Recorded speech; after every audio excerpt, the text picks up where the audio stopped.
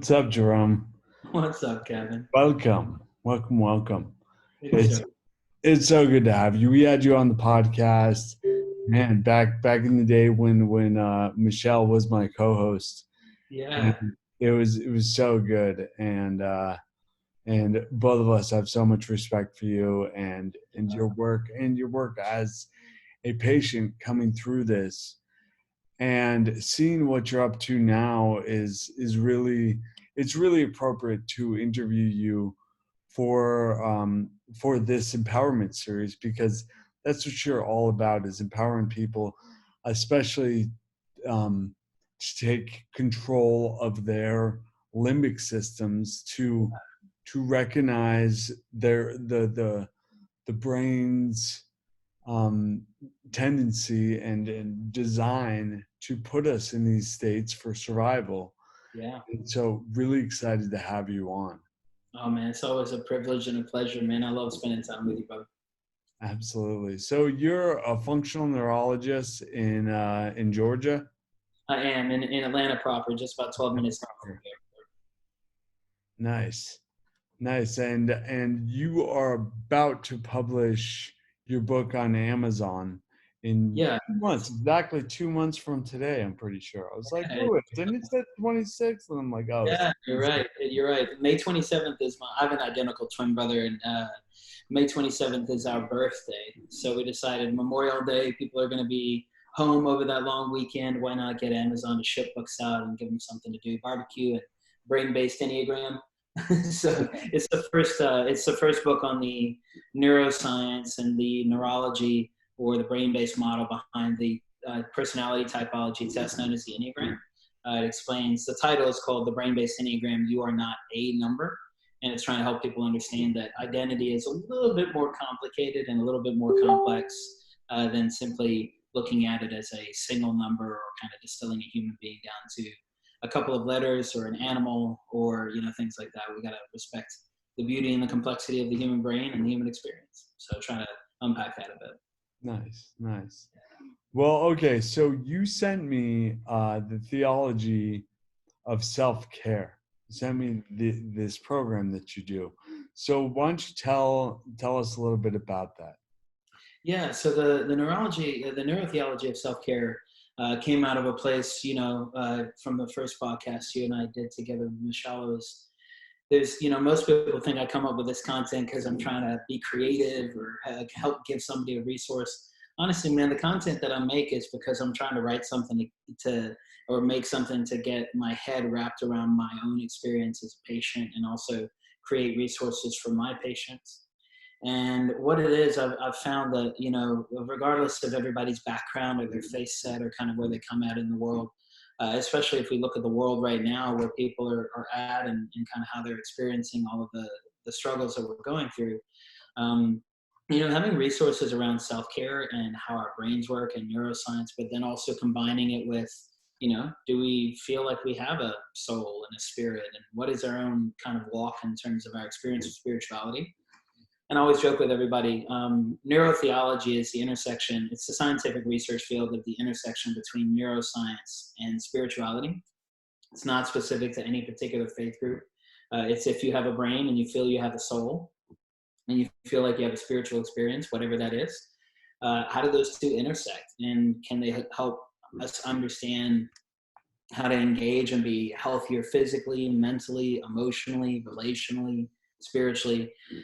So that's where the content came in, was helping to teach people how their brain's built, how it works, regular experiences and activities. Like, do we know how fear and anxiety work in the brain? Do we know how the science of hope works?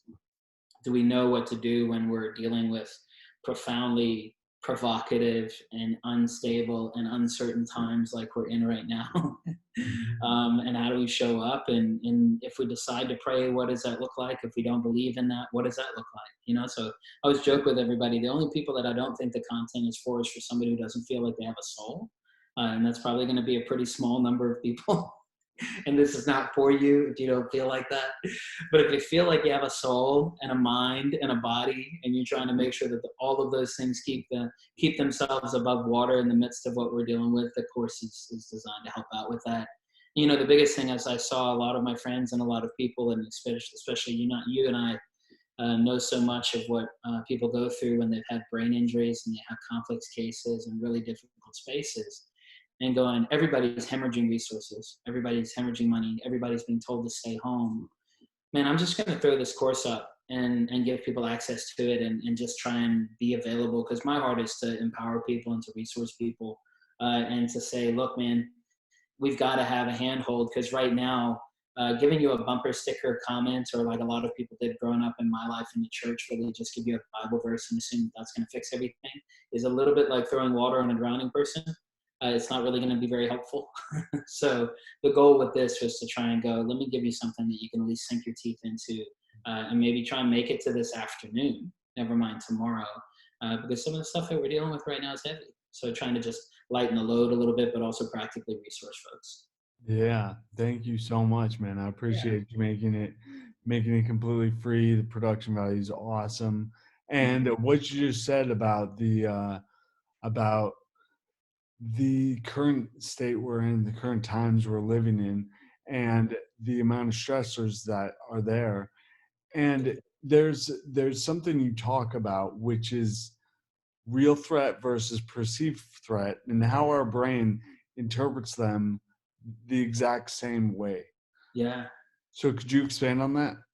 Yeah, I joke with everybody. The logo for the company, Thrive NeuroTheology, is a bear wearing a tie, checking his watch, running late for a meeting, carrying his papers with him, which is actually me. I'm the bear.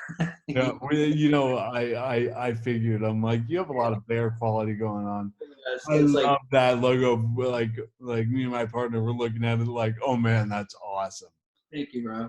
Yeah. So it's the case of saying, the reason I say that, I joke with everybody about bears and deadlines, is your brain doesn't know the difference between you being in an active life-threatening situation like a bear chasing you in the woods, or you running late for a flight.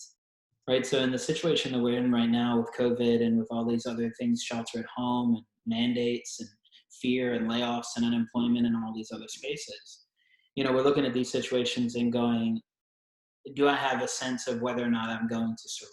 Do I feel like I'm going to survive? Because it's uncharted territory. So the biggest thing with the reality and the perception is saying, if you know that your brain is going to assume every single space that it encounters is going to be life-threatening until told otherwise, how would we approach staying on social media? How would we approach engaging the news? How would we approach, constantly being in a conversation where we think that the world is going to end? Because if it is not a life-threatening situation, it is not a life-threatening situation. The example that I give everybody, which this is going to be another one of those times, Kevin, people are going to look back 5 years from now and be like, what was your experience when you were stuck at home during COVID, right? But where was everybody when 9/11 happened, if they were old enough to remember, or when JFK was assassinated, or when the Challenger exploded? When the world has these global experiences of pain and suffering and fear, and they're hardwired into our limbic system for an attachment to go, that doesn't feel safe. So if you have a negative relationship with somebody and their name popped up on the caller ID right now, what would you feel physically? Even if that person has passed away. I would love to get a phone call from my dad. He's been gone 22 years. If his name popped up on the caller ID, my brain wouldn't go rationally, that's not possible. My brain would go, oh my God, what are the chances, right? Or if somebody negative called and I go, I don't know if I want to pick up the phone. The reality is that person is not even in the room with you. You could hit decline on the phone call.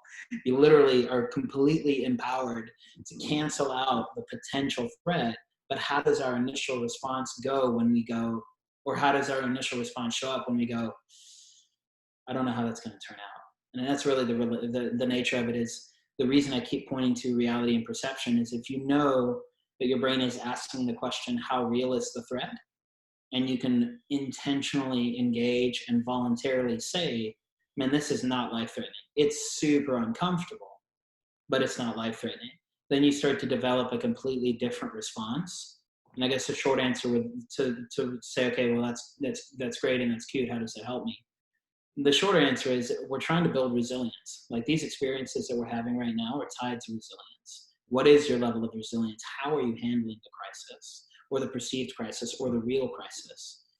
And the definition of resilience for me, according to my work, is the difference between discomfort and trauma.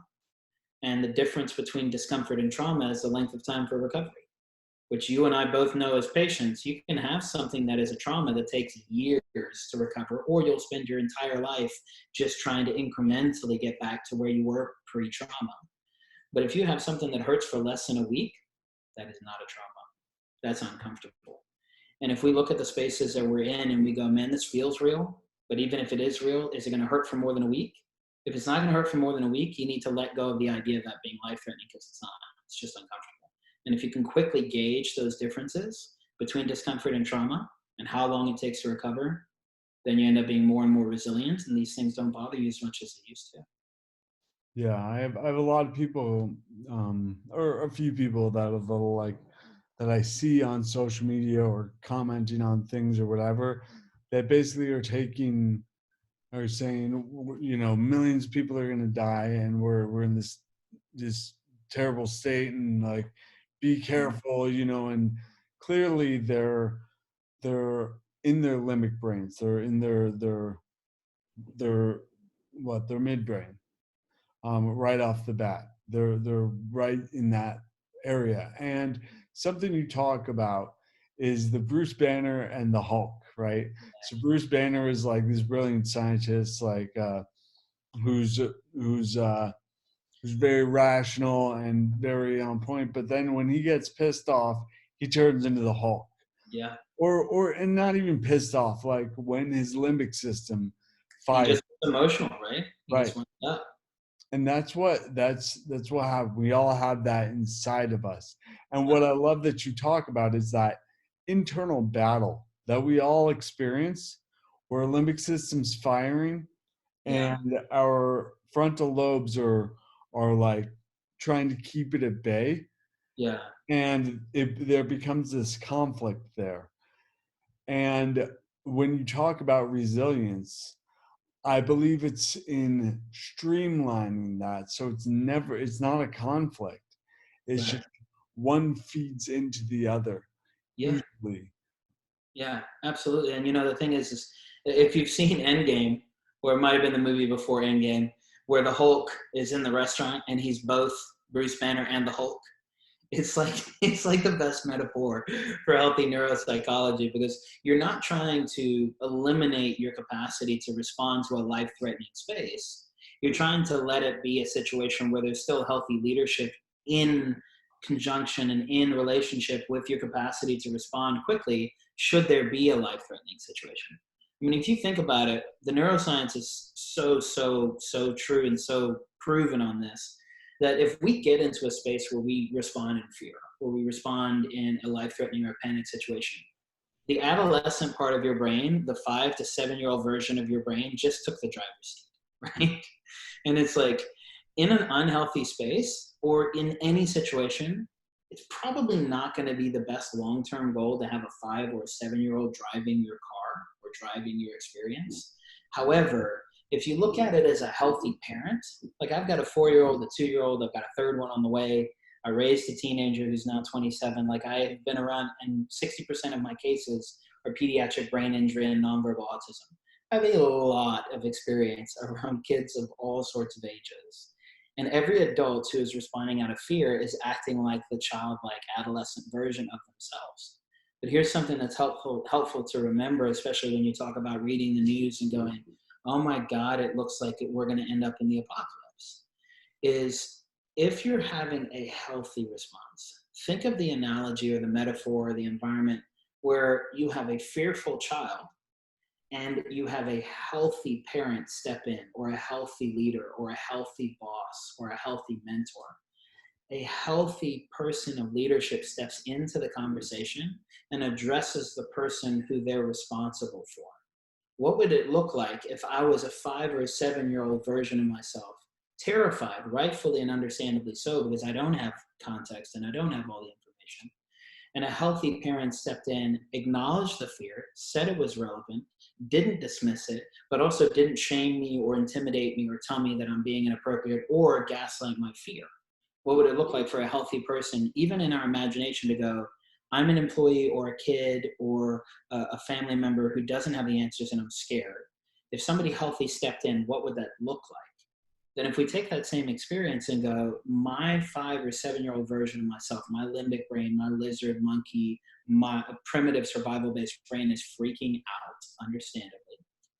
What if a healthy version of myself showed up and said, take a deep breath.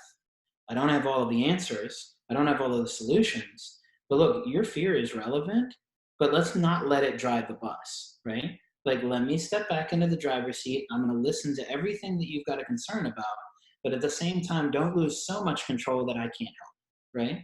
And you can manage that when people are like, well, how the hell do you get a leader or a healthy brain to step in? I don't feel healthy. I don't know what that looks like. If you choose to take one single deep breath, your CEO just stepped back into the driver's seat. It has to.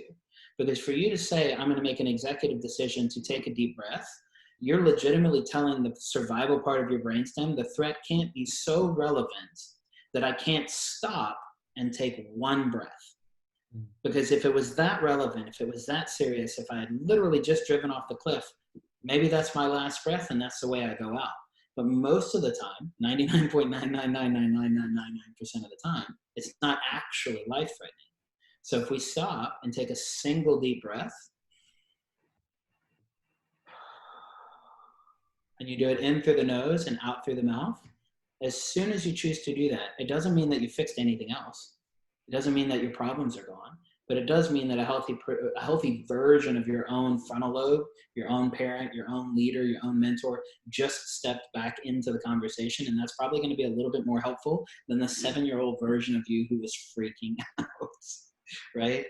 I love this idea of like separate versions of ourselves in the driver's seat. And honestly, for me, visualization, and for so many people, visualization has just been so powerful in everything in my recovery. Like when I saw how neurons connect and grow and synapse with each other, that became my visual that I would focus on as I was doing whatever.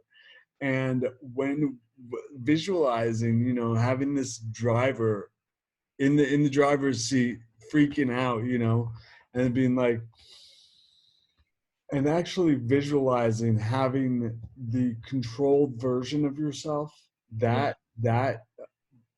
preferred driver step in and take that place is a really powerful exercise.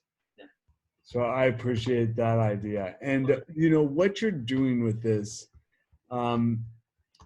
is you have a strong background in neuroscience, and also you have a strong background in self-care because you had to.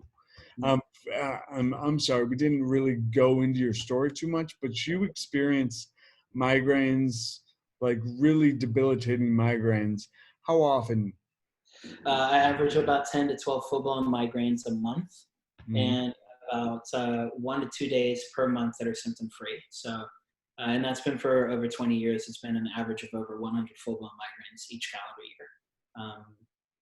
year. Yeah. So there's a extreme need to take care of yourself. I would say you're an expert in self-care. Yeah, and I'm also the type of person I joke around with folks. I'm a recovering charismatic, so I come from a different kind of spiritual background. And I've seen all of the best clinicians and all the best spiritual people and all of the things. I've been anointed in enough oil to bathe a cow. It didn't fix my migraines. Because I have a structural abnormality. I was run over by a car when I was 8. I had 2 concussions in high school and was hit by 2 drunk drivers before I turned 21. So my head and my neck and my body, and I'm a big guy. I'm 6'2", 270, so I'm a big guy. And at the end of the day, there is still a plumbing issue in my brain, and I have to be really, really conscientious of how I take care of myself, because all of the self-care in the world still doesn't change the structural integrity that I have in my neck and my brain and my brainstem. So part of that is you do the best you can, and then you figure out how to manage mental and emotional spaces when you've done the best that you can physically, because sometimes you do max out physically, and then it's a cognitive conversation, not a physical one, right?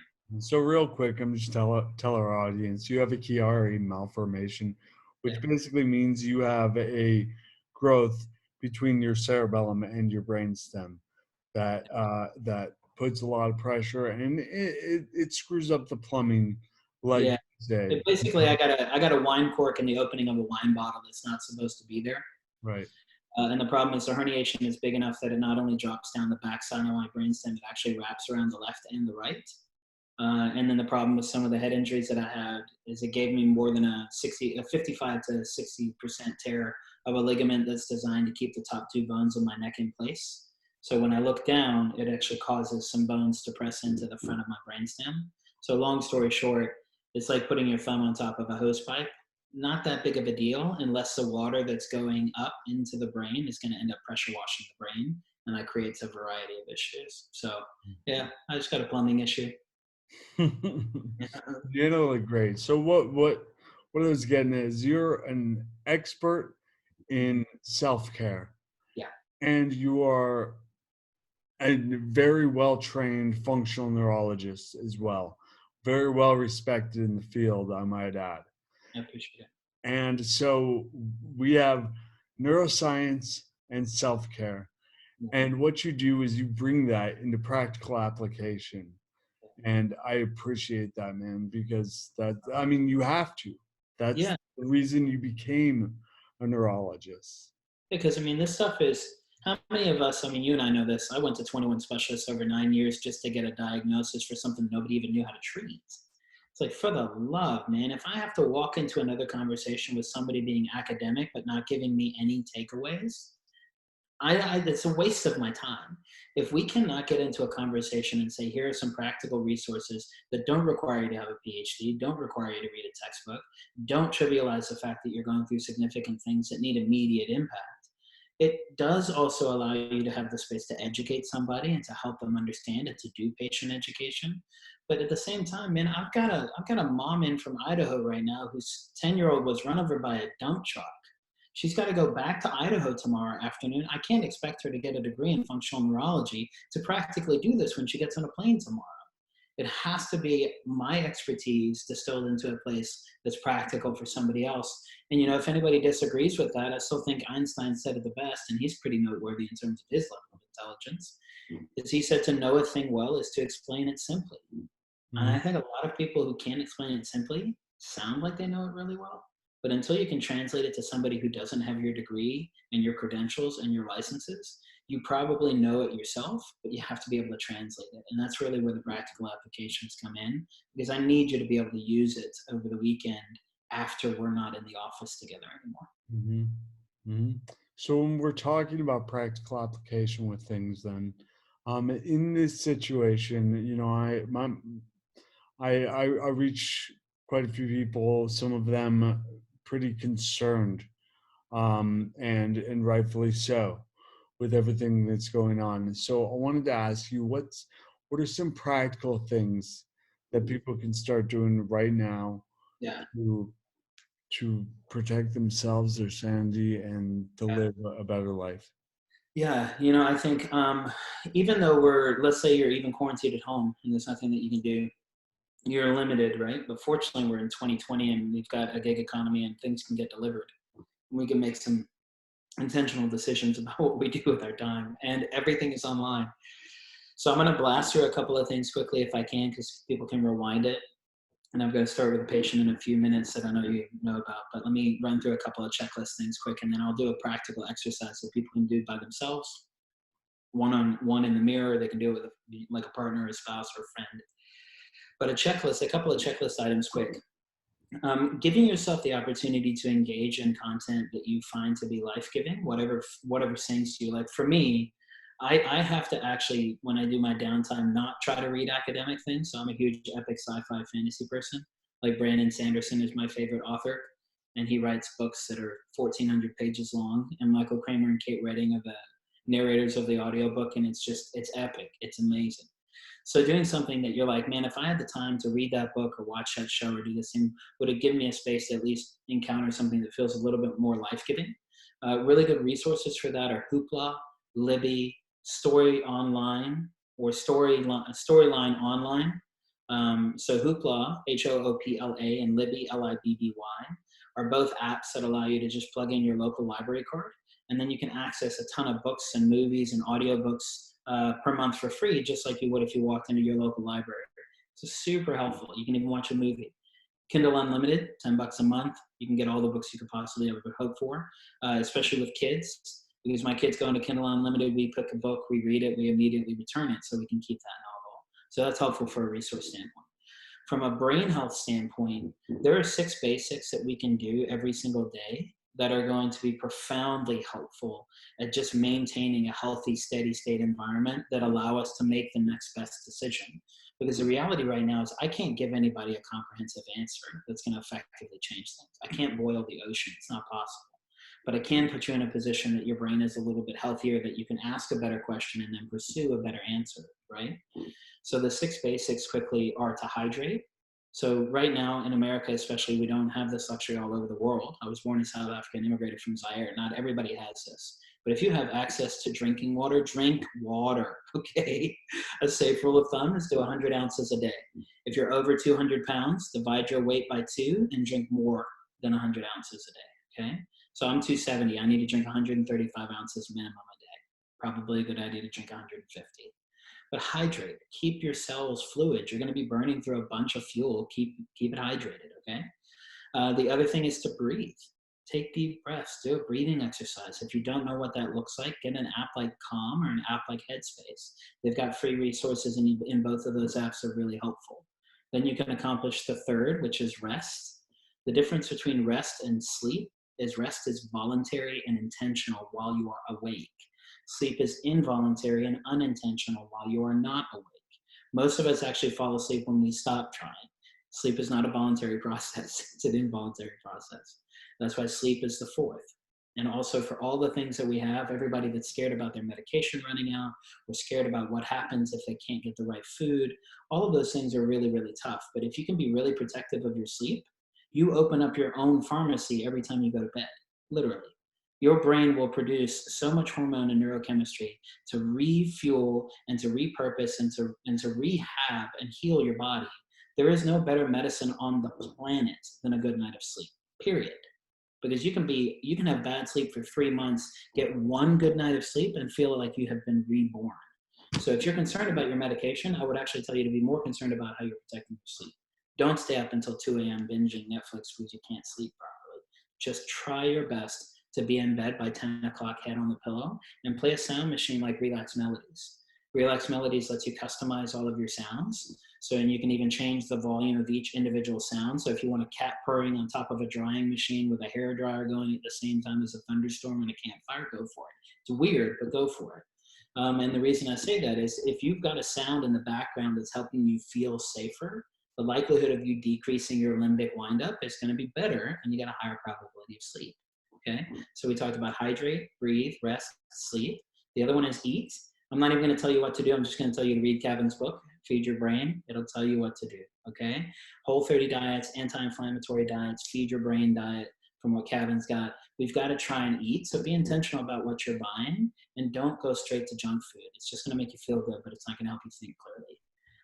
And then the last one, which is the most important, which we think is not available to us because we're stuck at the house, is move, but it is totally available to you. Here's the thing, bluezones.com. If you look up Blue Zone studies, they show the populations in the world that have a higher number of people who live to be 100. Every single people group who lived to be 100 only had one core common factor. There's actually 9 metrics that they looked at, but the most common one was regular activities of daily movement, not exercise. So we're not talking about you not being able to get to the CrossFit gym. We're talking about you having a conversation with gravity. Are you getting up out of a chair and are you moving through the world? Can you get into a situation where go to Amazon, get a $300 walking treadmill, and just the cheapest one you can find, and just walk. If you can't do that, take laps around the block. You're going to be the only person out because everybody's inside. You're not restricted to your house. You can walk around your neighborhood. So if you're doing regular daily movement and you're keeping that conversation with gravity active, those 6 things for hydrate, breathe, rest, sleep, eat, and move are profoundly helpful in this time, especially because every single time you're like, I don't know if I'm doing those things, and you make a choice to do those things, Every time you make a choice, you are making an executive decision, and you're bringing your CEO back into the conversation with things that you can practically do, because you know what? You're going to eat, sleep, breathe, rest, hydrate, and move every day anyways. I'm just asking you to bring some intentionality to it, and that'll help clear up your decision making. And it's incredible what it'll do to self-regulate body chemistry, mental and emotional, hormone and neurochemistry. I mean, it's the way that we function as human beings. We just sometimes forget the fundamentals. And I can promise you, even with the patients that I work with, coming back to the basics and the fundamentals has fixed more brains than any piece of advanced neuroscience ever did. So the basics are really, really helpful. Yeah. Yeah. Cool. So I know you need to get going. Super quick, where can people find you? The easiest way, man, is my URL is super simple. It's just drjerome.com, just drjerome.com. That links through to Whole Identity, which is a brain-based Enneagram, Thrive Neuro Health, which is a clinic here in Atlanta, and then also the Thrive NeuroTheology, which is where you can get access. If anybody needs access to the free e-course, the link is actually through Instagram, and that is, the handle for Instagram is Doctor spelled out, so DOCTOR.Jerome. So if you look that up on Instagram, you can get access to the course right now for free, and then you can listen to what I just said a little bit slower. Yeah, and I promise you, excellent course, and thank you so much, man. Always such a pleasure. I gotta come visit you at some point. Yeah, dude, come on, let's do it. Yeah, we'll hang out. We'll have a glass of whiskey together. I got it, man. 100%. I know it. All right. Appreciate it. So good talking to you, Kevin. Thank you, sir. Likewise.